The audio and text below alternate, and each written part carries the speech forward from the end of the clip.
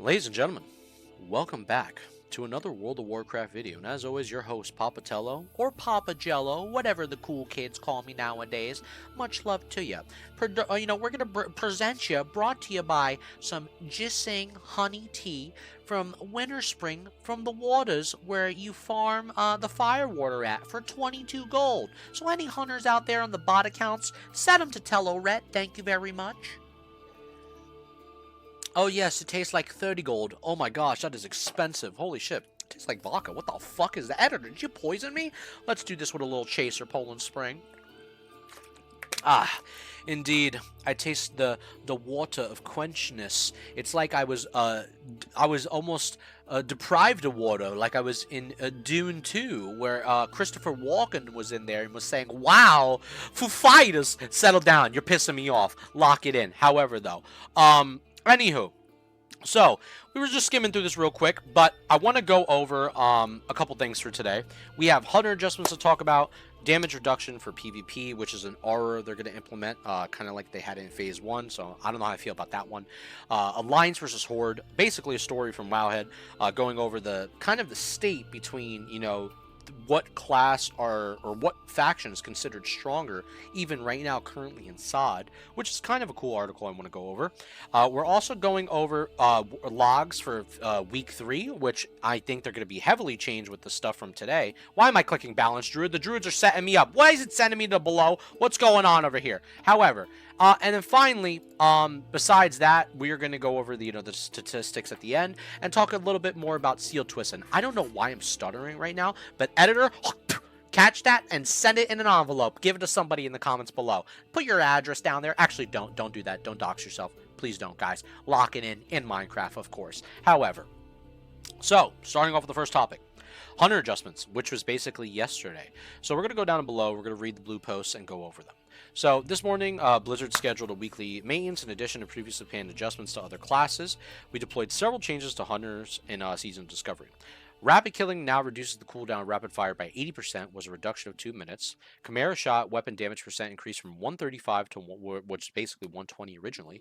Explosive shot base damage before attack power increased by 50%. Sniper training now has an additional effect. While sniper training is at 5 stacks, your aim shot is now instant. Serpent Spread now causes multi-shot to apply Serpent Sting, which to its targets for 12 seconds was originally 6 seconds, and Steady Shot now deals 100% weapon damage instead of just 75. As we previously noted, there are more adjustments to come from hunters and other classes. In general, we intend to improve the range playstyle and diminish the melee playstyle so that the two become more in equal, basically, range. They're more equivalent. We apologize for the confusion caused by all the changes above going live earlier than intended, and we intend to post more about the further adjustments soon. Thank you for your patience and understanding. So, how do I feel about this? I always felt naturally that hunters were still really fucking good at PvP. And I think, in general, doing these type of changes are going to make hunters even more fucking insane in PvP. And I do think it's really good for them to have this, equilibrium with, melee hunters, so they're both on this even ground in PvE. But you're going to cause some imbalance in PvP naturally doing this, no matter what. Especially with classes with lack of mobility and lack of ways to fight and approach a hunter. And, their counterparts, which are not good at, fighting hunters in general, especially if it's a stealth class and they're exposed out in the open and a hunter is just on top of them. And especially with these now instant cast abilities and the amount of reduction from their cooldowns that you gave them is a little scary. Now, I do think, I want them to do good because I've always been an advocate for, hunters in general. They are the natural DPS class in the game. They're a very supportive DPS class too, which I love about hunters. But there has to be some type of balancing within PvP. And I know there's people in my comments who said in my last video too, I have some people saying that Blizzard doesn't give a fuck about PvP. Obviously they do if they're talking about it, right? They're trying to find some type of solution. I just don't think they know what is perfect for the community right now. They're still trying to figure that out. They've been trying to figure that out for years when it comes to terms of just Classic in general. However, I do think I would personally like to see, and this is just an opinion, whether they want to do it or not, just an opinion, right? And we're just talking as the boys here, so pass the joint around, settle down. Stoners in the chat, lock it in. However, Hydration Nation, don't forget your water bottles. Anywho, I think it would be cool, like in PvP, if everyone had an even amount of health. To be honest, we all started at an even health. We all got our buffs, right? And all the, popping off, whatever, just more attributes, etc. But everybody started on an even health playing ground, or if they figured it out some way where, basically it was more, um, I guess, smoothed out to the point where everybody can start off at a certain threshold at a certain point, and the differential of abilities compared to within PvP to PvE were obviously different. And I would like to see that in the grand scheme of things. Now, I know there's probably some Andes in chat. They're probably the retail Andes. They already got that over there. Well, I would like to see it within Season of Discovery and find new ways they can implement it. And maybe they get inspired by doing so good that they would actually bring into retail and improve retail on that end. Because I think overall, at the end of the day, if they do some really cool balancing within SOD for PvP and PvE, that would make a lot of people happy in general. Just showing the scales and balances of how they can, fix and properly adjust the, damage values, health values, mana values, whatever it is, etc., within both sides of the spectrum. Now, I'm not the guy to do it. I'm just the guy to talk about it and bring it up every now and then. But all I'm gonna say is I really hope for a future where this is something that does come true. Am I happy for hunters? Yes. But am I also concerned for classes versing hunters that are not as good as, this class? Yes, I am, because there are classes on the game at the end of the day. The more that the totem pole goes up with damage values and numbers in PvE, a lot of the classes on the lower end are not going to be able to compete, even in PvP. Just in general, just the truth. However, now, when it comes to the next article, damage reduction for tests for PvP and SOD, a global damage reduction aura, pretty much. So let's read the blue post here. Hello, classic PvPers. This coming weekend, we'll test adjustments to PvP, combat, and SOD. We'll implement a global damage reduction aura on PvP combat between players and player-controlled pets and other units. When we started SOD, we knew that PvP would significantly become more fast-paced and bursty, with each class being capable of significantly more damage output, and this quickly provided to be true. We experimented with damage reduction aura and BGs during Phase 1, but it didn't work well as we hoped, mostly because the healing was scaling more aggressively than damage at that point, causing healing classes to become significantly more oppressive in BGs than we normally would be. Now that we're in Phase 3, we made many changes and added more runes, and burst damage has significantly outpaced healing output, so we feel like it's a good time to try this again. Damage scaling is an impact on PvP has always been a concern in WoW, and ever since original WoW, various systems have been introduced to counteract this to varying levels of success. But ultimately, it always comes down to the fact that player damage outscales player health at a base level, and adjustments is needed for combat between players to continue feeling satisfying as a player power increases. We've been hesitant to introduce this as a permanent feature, and we prefer to give it a trial run this weekend to get an idea of how it feels before we take further steps. But please note this aura will affect all areas of the game world, not just BGs. So we encourage you to get out in the open world or in BGs and PvP this weekend and let us know how it feels. We prepare to do some tuning to make it most effective, so your feedback will be very helpful. We currently plan to enable aura on all SOD realms on Friday, April 26th at 10 a.m., and I believe it's 7 o'clock CEST, and it will be disabled 4 days later during scheduled weekly maintenance in each region. We look forward to your feedback, so we thank you. So, how do we feel about this? I think in Phase 1, we always noticed that the overhealing was a massive issue, especially in BGs versus like Priest and shit. Overhealing was just too much compared to the damage values. The damage values were actually a bug within Phase 1. They admitted that there was a bug. Even Reddit posts found out that there was like a known 25% damage reduction, and it was not good. It wasn't healthy for the state of the PvP in the game in Phase 1. But Phase 1 was still very successful in general, right? But it just was not good. And then obviously on top of other issues within Phase 1, especially with even range hunters in Phase 1, if we remember the pets being a massive problem, especially homunculi too, massive problem. Overall though, they fixed that, right? And they got rid of the aura. But as the game goes on, I'm assuming they think the aura is the way to counteract the amount of damage being done from majority of the classes, of how much burst is being pushed out in this version of WoW. But I do think this is a good thing, but also a potential bad thing, because the caveat to this is classes that are not able to dish out that quick burst effect in comparison to other classes that can dish that out much faster are going to be in an extremely different hill compared to the player down here. They're going to be up here with the kit that they have to nuke someone in comparison to the player and the spec they're playing that doesn't have the kit to do the same thing that this player is doing up here. So the damage reduction is going to be more hit on this individual compared to this person up here who has, if they're, let's say, a fucking I don't know what's an amazing PvP class right now. I would say warlocks are getting a little bit more spicier.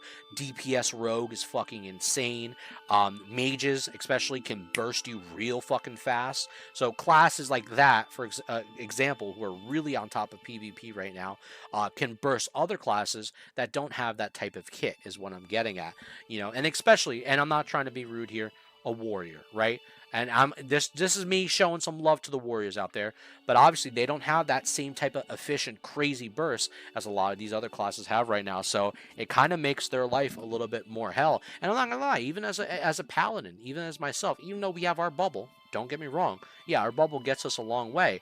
If we don't get our burst off with Exo, and now with the whole twist and shit, which we'll go over that later on, it's not as good as you think. However, we'll talk about it.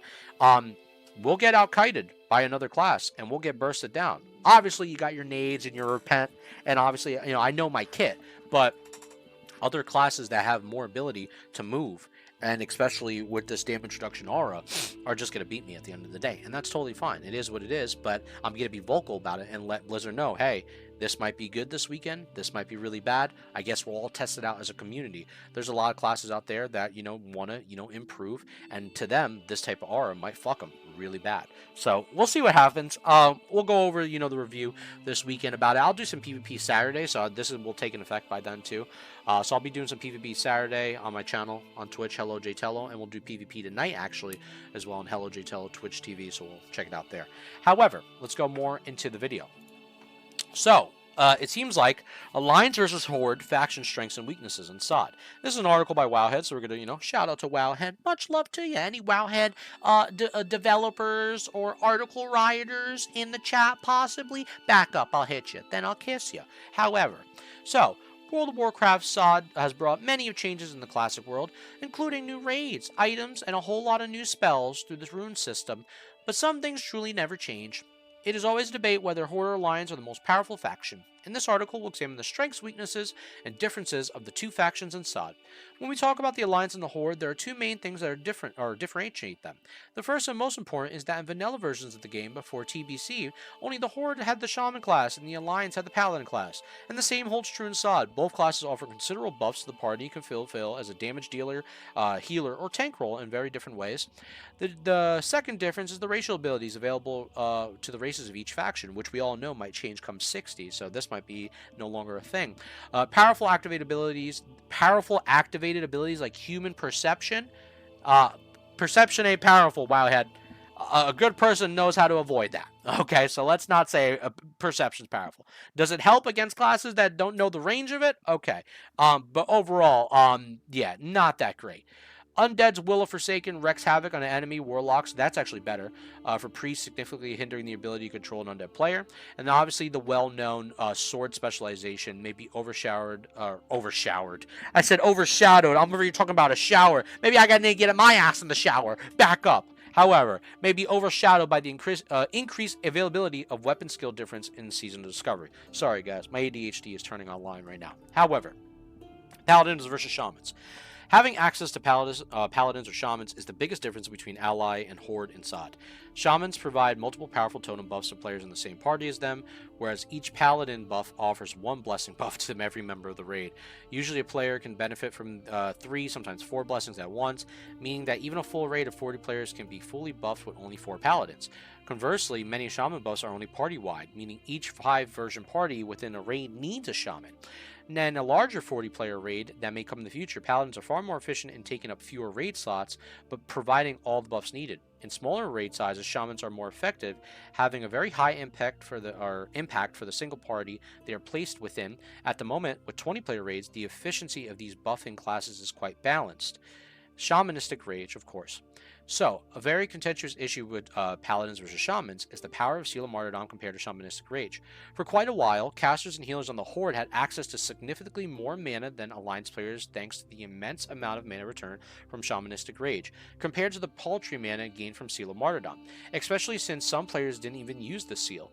Within a recent change of April 16th, Blizzard has flipped the script, giving a massive buff to mana restoration of Seal of Martyrdom. With this change, it now has the Alliance raids with more mana than they know what to do with. Each paladin using Seal of Martyrdom, or basically Psalm, is generating mana at a rate that would take almost 3 shamans using Shamanistic Raid to achieve during boss fights.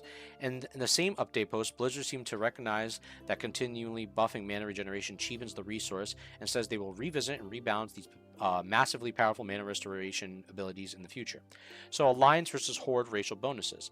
While many players pick their characters based on sounds of fun or looks cool, many others players research the racial bonuses afforded to each rare choice and choose based on what.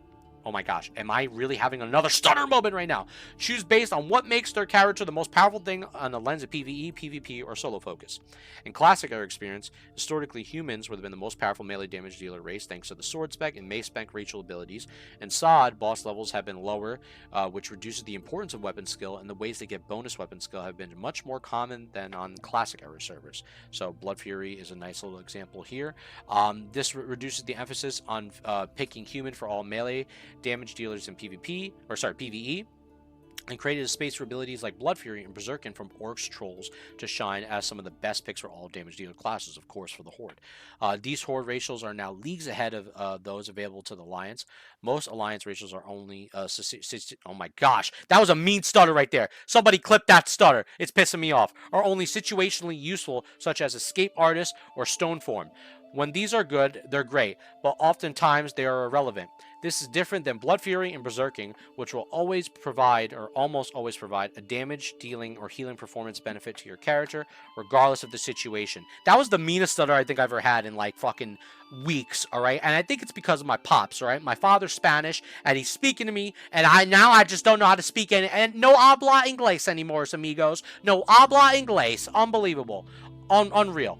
Alright, and now Stone Form. While the reduced significance of human racial bonus is only conditional usefulness of many other Alliance racial bonuses, many players feel like Horde is the clear choice for a performance-oriented player.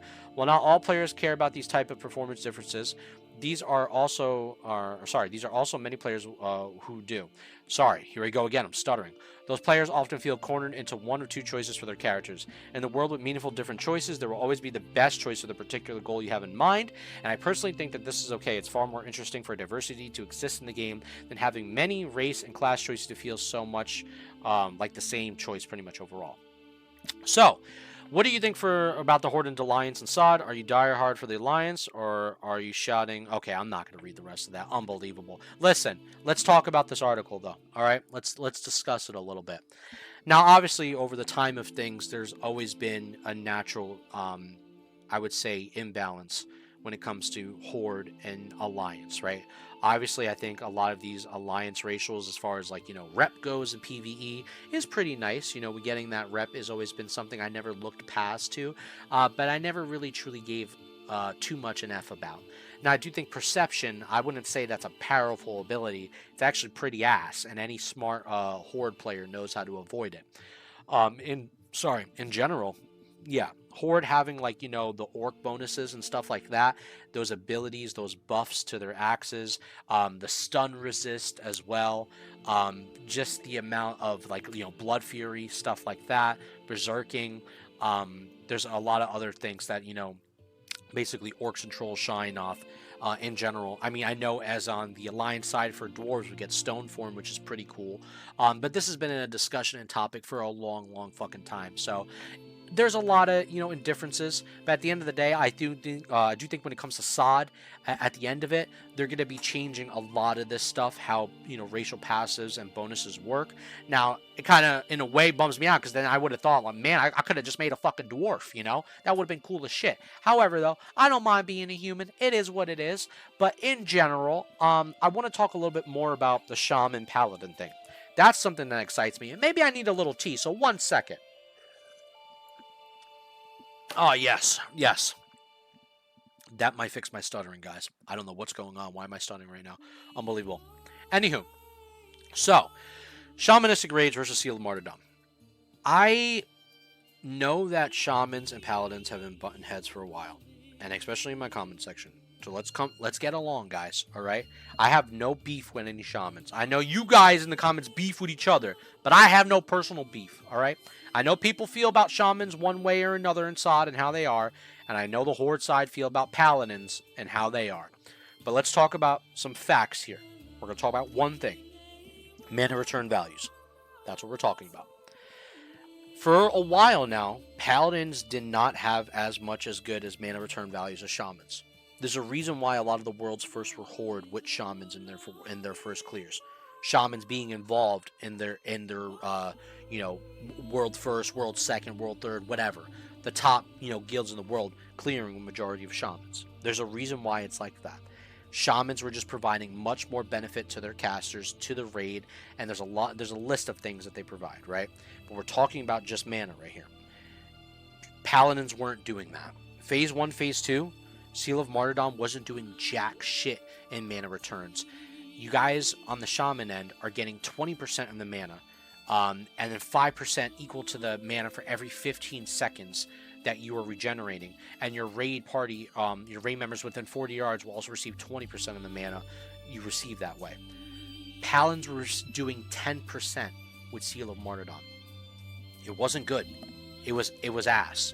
You would think it was helping out. It wasn't helping out. Now the buffs to Seal of Martyrdom are fucking ginormous. Now to the point when I did the raid the other day, we were giving back thousands on thousands of mana that our casters had so much mana they didn't know what to fucking do with it. Now I do think it's a problem. I think it's a problem from Blizzard's end on, the decision making, and of course now poor management of mana management and efficiency for the resources. That's an issue that Blizzard needs to address. I hope they address it sooner than later, before the end of Phase 3, or if they keep it like this for Phase 3, it's completely up to them. So Paladins, don't get too comfortable with your groups having this fucking much mana. They might lower that down and maybe bring back Shaman and Paladin values both up to an equilibrium, because at the end of the day, as much as people, any other paladins that are talking shit about shamans, they're our counterpart class. They are literally the counterpart of the paladin from Horde to Alliance.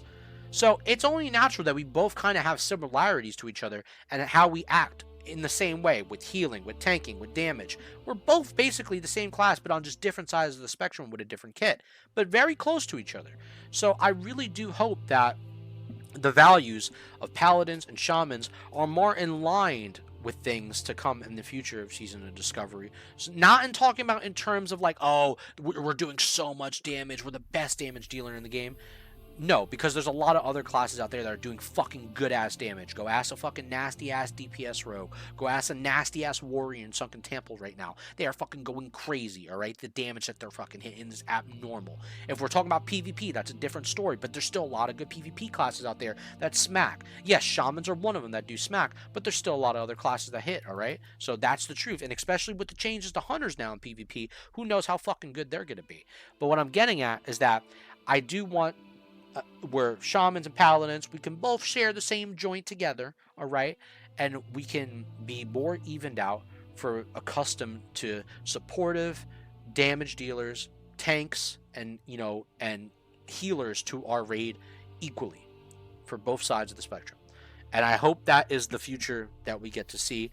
Who knows what it's going to be like, but it is the truth though that Seal of Martyrdom was shit for 2 fucking phases when it came to terms of mana management, mana regeneration. We weren't giving. I remember even asking this in Phase 2 to some of my guildies and saying, yo, are you getting back any mana from, Seal of Martyrdom? They were saying, not that much. It's not that great as you think. It's all right. It's a little noticeable, but nothing crazy.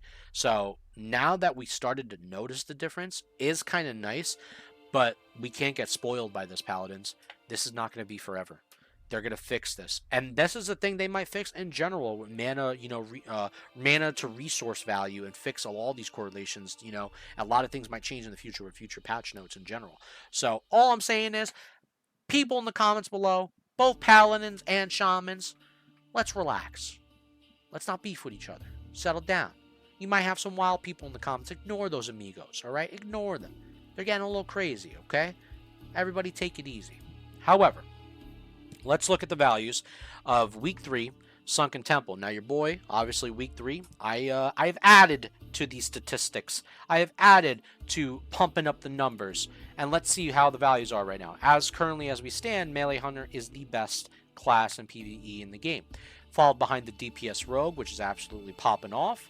The DPS Warrior, putting their name in the place as the top 3 melee classes in the game currently, which is absolutely insane. Enhancement Shaman, showing their representation. Obviously, they've still been, on top of the totem pole for a long time now, so they deserve their place. And DPS Paladin taking number 4, or 5, sorry, maybe one day 4, but number 5, and that's pretty damn good. We were 7th place last week, and now we're 5th place. So we're going up there. We're climbing the mountaintops, opening the exclusive doors. And then Feral Druid right behind. We have Range Hunter right behind. And then we have our lower end classes. Now, I would like to see other classes like the Elemental, DPS, and Arcane Mage to increase. I know Balanced Druid is trying to, do a little bit better as well. But I do think Fire Mages and Frost Mages are actually doing a little bit better compared to what the logs are showing this time around. I do think there is some things in Sunken Temple that is not too caster friendly, but overall I see these classes like the Warlocks and the Mages, the potential is very high for them, and I know they're going to shoot up the charts eventually, and maybe even down the lane in further phases as well. So we'll see what happens in the next couple weeks with more statistics and logs.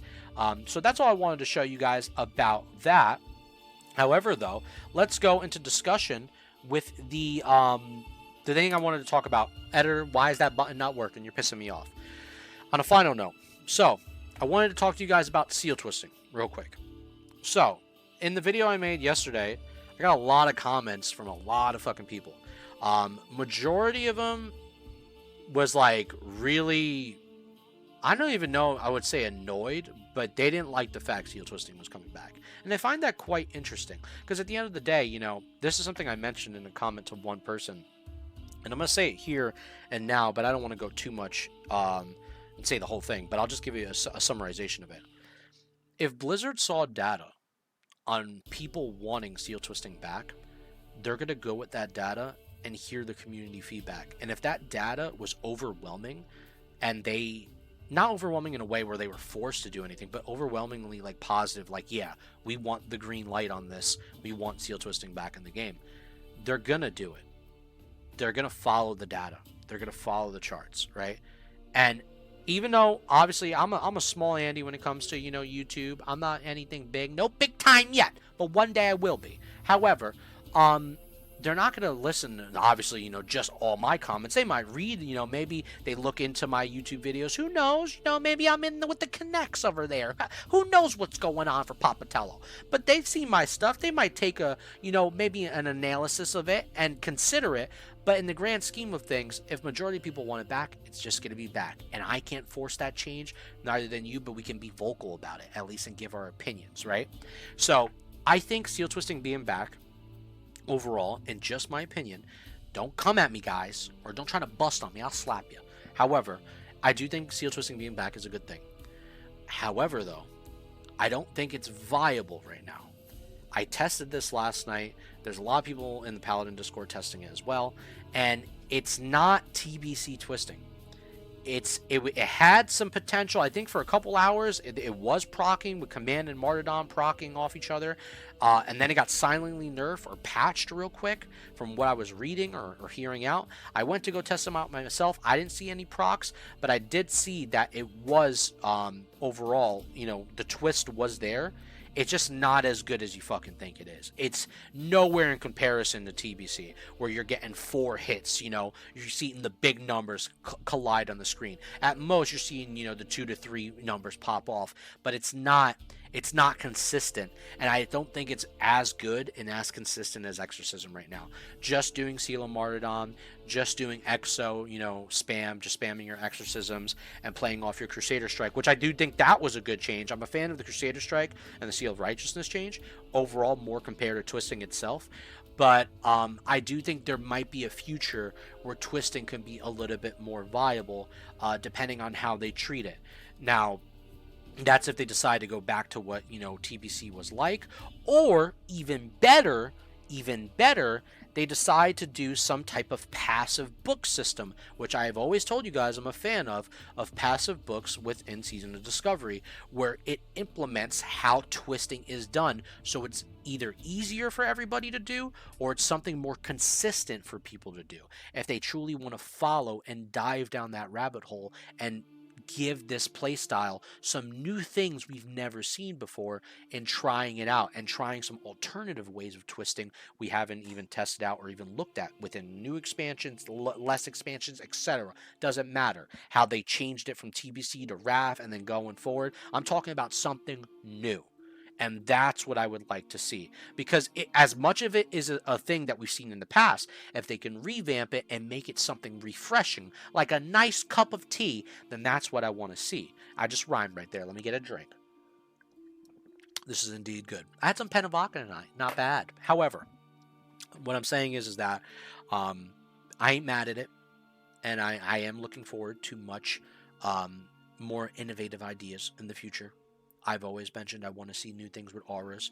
I've always mentioned that I want to see just core change values with talents and self within the trees. And I do hope that the future of Paladin is bright as much as any other class. So that is all. I'm going to leave it with that. So for anybody in the comments below saying, oh, we got to deal with this now. Oh, now they could twist and all this. Guys, you're going to deal with the same old fucking shit more than likely. Just exorcism spams. That's it. Until twisting becomes much more better in the future. Just saying. So, I end it with that note. Much love to you, amigos. I hope you enjoyed the video, including all my stuttering. I genuinely don't know why I'm stuttering, bro. I honestly think it's because my dad speaks broken English sometimes. I love him, but he does it, and then I pick that off his habit. I don't know why. And then it's between that and then my Italian mother yelling at me that the pasta's ready. So I don't know what's going on. I'm dealing with a lot of trauma right now. Back it up. I'll hit you. Then I'll kiss you again. But anywho, much love to you, amigos. I hope you enjoyed the video. I'm going live tonight. Probably relatively soon. So if you want to come on over, stop on by, say hello. Would love to see you. I'll see y'all in the next one. Keep on keeping on, amigos. Peace out. Editor, was that a good video? I think that was pretty good. How long was that? 31 minutes? End the fucking video right now. I said...